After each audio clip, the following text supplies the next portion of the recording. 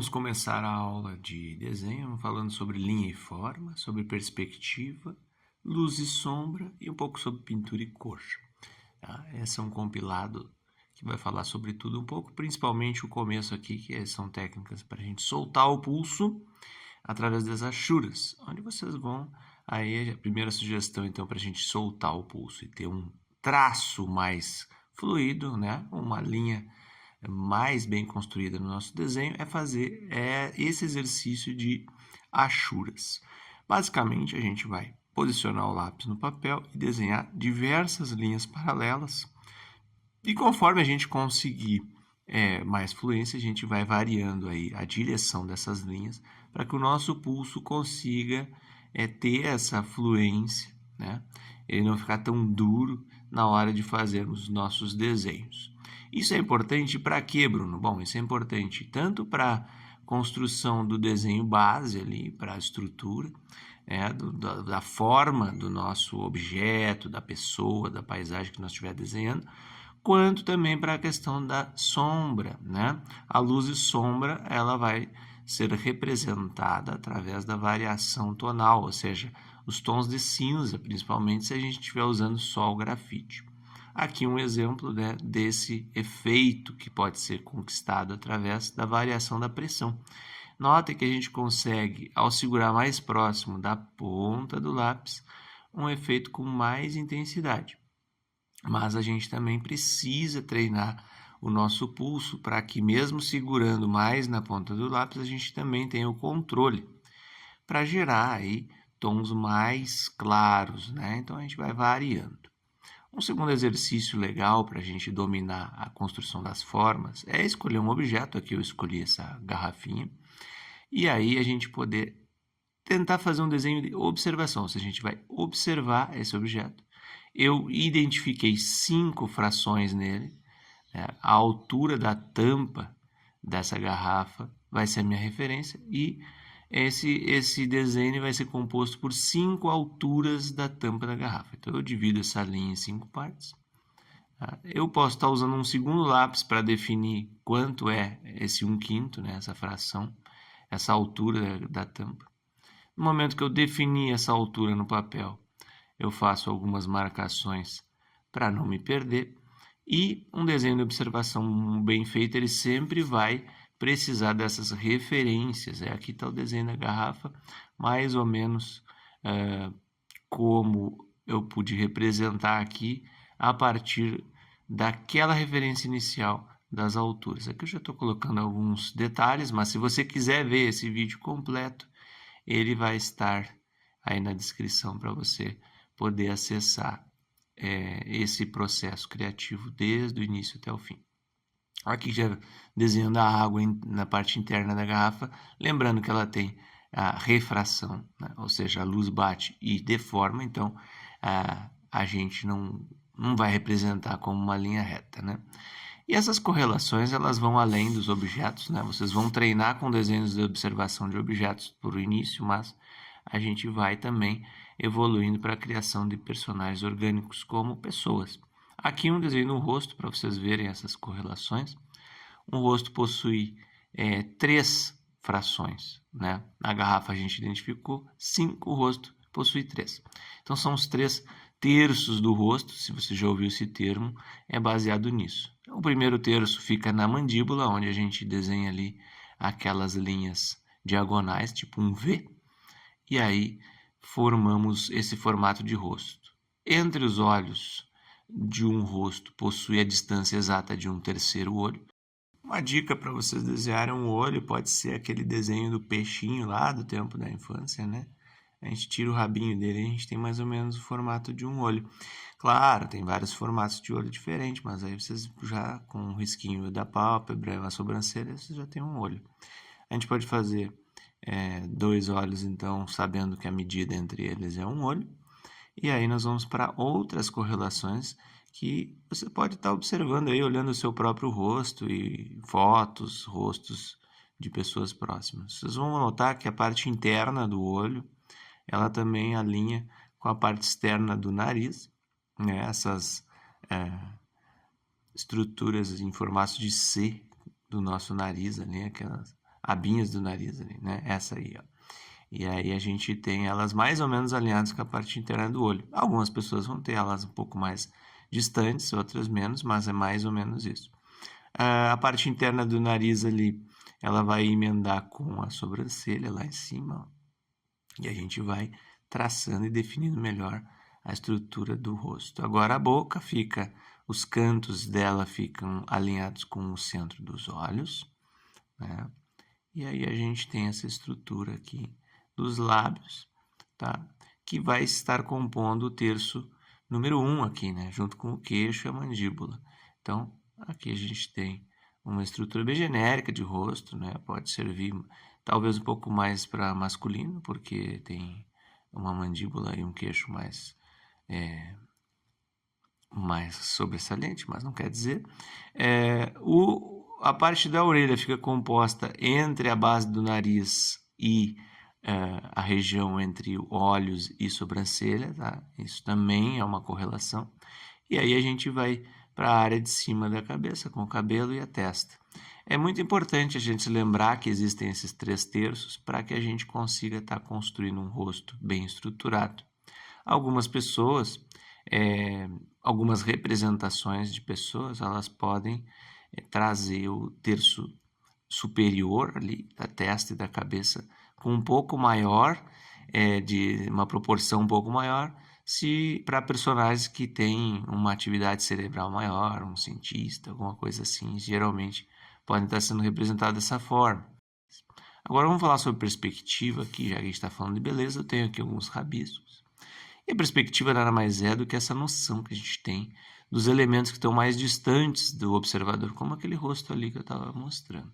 Aqui eu vou fazer a construção de um rosto, mais ou menos como esse aqui, usando os pontos de referência da perspectiva. Então a gente vem aqui, a gente vai criar eu vou fazer tipo um cubo aqui, tá, gente? Para fazer a perspectiva, a gente precisa de pontos de fuga. Então, basicamente, são 2 pontos, aonde a gente vai traçar linhas até encontrarem uma linha vertical aqui. Então, eu tracei essa linha vertical, mais ou menos como eu estou desenhando aqui, tá? Vocês vão encontrar esses pontos de fuga, geralmente ficam alinhados, né? Ali em cima tem uns prédios que eu estava rabiscando, vocês já podem ver mais ou menos como é que é o resultado. E aí eu vou compreender dentro desses pontos de fuga, ó, essas 3 linhas verticais para estar criando meu cubo, porque eu vou fazer um rosto a partir desse cubo, tá? Qualquer objeto pode ser criado a partir dessa concentração de linhas, né? Não somente um rosto, mas objetos como veículos, prédios, árvores, qualquer coisa. Mas aqui o rosto, a gente para dar sequência naquele estudo, então eu vou traçar uma linha central. E aí os pontos de fuga eles servem para que a gente consiga ter essa referência, ou seja, as linhas elas vão até essa linha central, né, essa vertical do meio mais alta ali, e elas vão dali até o ponto, tá? Então a gente consegue, né, ó, por exemplo, o rosto visto de lado não tem essa profundidade, notem. Aqui agora a gente vai chegar na linha central dessa face do cubo, que vai ser o meio do meu rosto. Então eu já tenho mais ou menos uma ideia do meio do rosto. A partir dela, eu vou começar a estruturar aqui alguns elementos visuais. Por exemplo, no meio do rosto tem um nariz geralmente, então eu vou tentar fazer aqui uma figura geométrica usando como base as linhas do ponto de fuga, tá? Para que a gente tenha a perspectiva respeitada. E aí eu vou estar projetando esse nariz para fora dessa face do cubo. Então esse aqui é um exercício um pouco mais avançado, mas para que vocês consigam visualizar, eu estou traçando linhas para o meu ponto de fuga para entender para que direção vai esse nariz. Então eu projeto essa parte do nariz do meio, né, do nariz, e aí eu crio essa espécie de pirâmide. Não é bem uma pirâmide, é mais um triângulo, um polígono, né? E aí nós temos uma estrutura projetada, a gente chama de extrusão, né, lá no 3D. Então a gente faz uma extrusão dessa face para que lembre um nariz. Então a gente tem uma referência no meio dessa face do meu cubo, a gente tem a extrusão do nariz.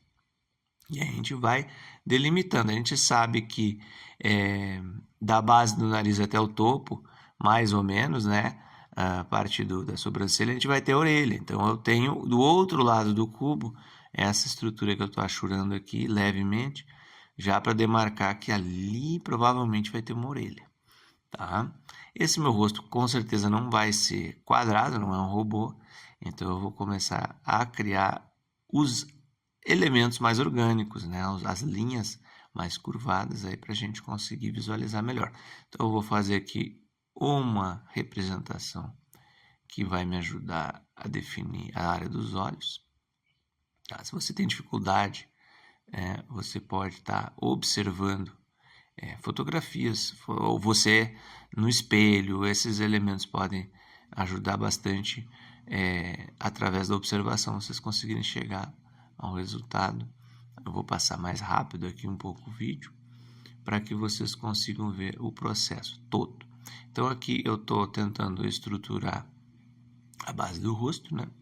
E a gente vai enxergando ele tomando forma a partir das referências que esse cubo me trouxe. Então, por exemplo, aqui, quando eu vou desenhar o formato do cabelo na testa, ele tem a perspectiva. Veja que ele está na diagonal, né?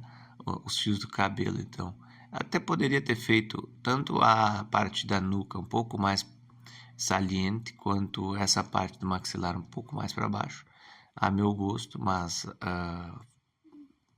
foi mais ou menos a representação que assim eu quis tomar naquele momento. E aí está feito então o rosto na perspectiva, usando pontos de fuga e uma referência de cubo, né, como a nossa base para a construção. A gente fez a extrusão do nariz e foi criando aí os elementos a partir daquelas correlações que vocês viram anteriormente. Vocês viram que também foram respeitadas essas correlações, né? Notem ali que a gente, até mesmo o canto da boca, ele alinha mais ou menos com o centro do olho, etc. Então, a gente consegue também ver aqui nessa estrutura de prédios que eu já tinha feito anteriormente, a representação dos pontos de fuga nas fachadas dos prédios, em elementos que são mais geométricos, fica bem mais fácil da gente visualizar como que as linhas se comportam frente a esses pontos, né? Tu vê que elas sempre vão encontrar essa linha vertical, né, central. Aqui ela está invisível, mas se vocês seguirem o ponto, vocês vão sempre encontrar essa linha invisível aqui do meio. Isso é bem legal mesmo. Vocês podem estar fazendo esse exercício primeiramente para representar elementos como esses aqui, né, prédios, objetos mais geométricos, né? Você pode desenhar aí um computador, um celular, uma televisão, coisas que vocês estão visualizando no seu dia a dia.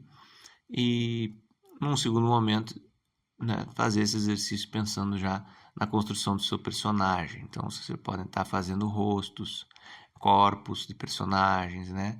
E aí nós vamos fazer o processo do sombreamento, tá? No segundo momento, aqui a minha sugestão, tá, para sombra e luz é estudar visualizando primeiro, tá? Então, aqui um vídeo mostrando como a luz se comporta num rosto, né? Vocês podem estar fazendo isso usando a lanterna do seu celular, ou algum ponto de luz, uma luminária, alguma coisa assim, na frente do espelho. Vocês vão visualizar como que o seu rosto projeta sombras. Aqui eu estou mostrando o processo de criação da luz e sombra nesse mesmo personagem que nós tínhamos criado para a perspectiva. E aqui eu estou fazendo as achuras para representar a área de sombra.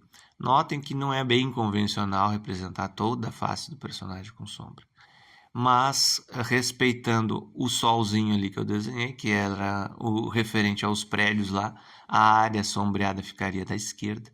Então eu iluminei a parte de trás da cabeça para dar um destaque para as sombras, justamente na área mais difícil, que era onde nós tínhamos aí os detalhes do rosto. Não é bem frequente, tá? A gente vai olhar em histórias em quadrinhos e outras representações de ilustração. Geralmente a gente deixa o meio do rosto mais iluminado para ficar mais fácil de reconhecer o personagem, né? Aqui eu vou mostrar um processo criativo usando low poly. Se você quiser saber mais sobre luz e sombra e sobre como criar um rosto a partir de um low poly como esse, aí você dá uma sequência aí e encontra os meus vídeos mais detalhados, aí tem na descrição tudo isso. Mas esse processo a partir do low poly é bem legal. Low poly é essa estrutura mais geométrica, vamos dizer assim, que representa um rosto. A partir dessa estrutura, então, eu defino o tamanho dos elementos desse rosto, né? Nariz, olhos, boca. Apago as minhas linhas de referência e começo aí a criar um desenho. Aqui já deu um salto considerável, mas ele começa a ser criado a partir daquelas linhas de referência. E a partir daí, então, vem todo um processo tanto de detalhamento das linhas essenciais, né, quanto também das mais auxiliares. Então, a gente vai pulando aqui e visualizando como que o processo das achuras ele é feito. A variação é bem grande, tá, gente, na utilização dos tipos de lápis. Então, a gente usa lápis mais oleosos para fazer uma sombra mais escura, né? E aqueles lápis mais duros e fininhos, a gente aponta bem ele para fazer alguns detalhes bem pequenininhos aí, como fios menores, cílios e etc. E assim a gente vai trabalhando a luz e sombra. Estudos para trabalhar com luz e sombra são necessários, assim, ó, aqui um resultado mais detalhado para vocês verem, e a gente vai dar sequência nesse processo criativo. Se você quiser ver ele com mais detalhes, é só procurar aí no card os outros vídeos detalhados. A gente vai também dar sequência nesse desenho, colocando cor nele. Vocês vão ver que legal a técnica que eu vou apresentar. Mas para falar sobre cor e pintura, eu trouxe antes um processo que envolve aí a utilização de um software 3D, modelagem orgânica. Eu trouxe aqui um boneco criado para um cliente e amigo, inclusive, para que vocês visualizem como que é criada uma imagem a partir do 3D. Então, o 3D ele usa camadas, né, para que a gente consiga compor essas camadas e gerar uma imagem colorida, né? Tanto a questão do aspecto do realismo, dos materiais, da iluminação, quanto às sombras, tudo isso é levado em conta na hora da criação de uma composição de imagem 3D. E isso vai acontecer lá no editor de imagens, né? Tipo um Photoshop e outros parecidos que trabalham com camadas vão permitir esse tipo de composição. Não é nada de outro mundo. Vocês vão ver que então a gente tem aqui uma cor base, tá? Então o software 3D ele gera essas camadas, né? Aquele ali era o ZBrush, o nome do software, para quem quiser saber.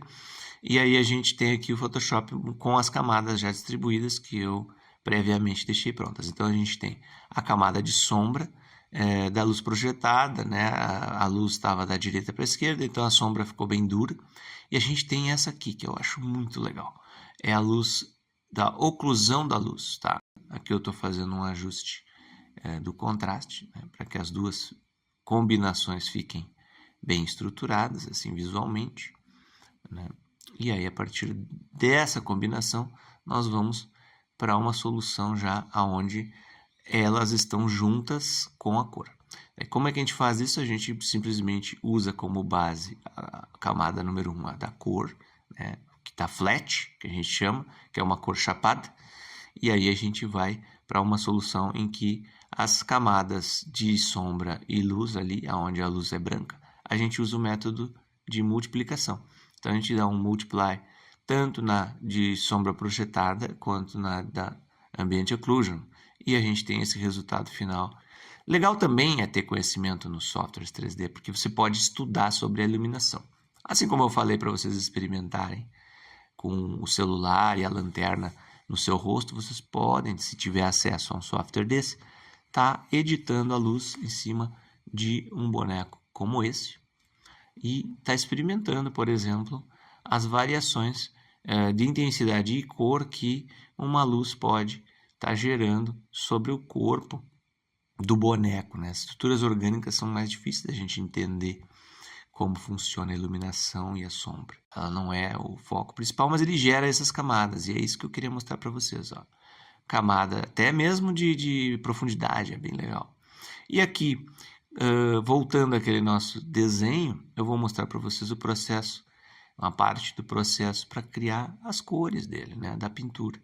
Então aqui vocês vão ver que eu uso como base o desenho numa camada, eu tiro a opacidade dele, né, criei esse ralo, esse gradiente aí, ó, veja, para dar uma dramaticidade também para essa cena que eu queria, né? E aí eu vou diminuindo a opacidade do desenho a lápis, porque a minha ideia é pintar, não ficar com essa característica de lápis, né? É só uma referência mesmo. E aí nós vamos abordar essa mesma técnica do 3D no 2D. Como assim, Bruno? Bom, essa técnica onde eu vou trabalhar com camadas específicas para luz e sombra, ela vai ser mostrada agora para vocês. É Ambient Occlusion, tá? Vocês vão ver que é a mesma coisa lá do 3D. É aquela camada onde a luz não alcança. Olha só. Ela então nada mais é do que uma base branca, né?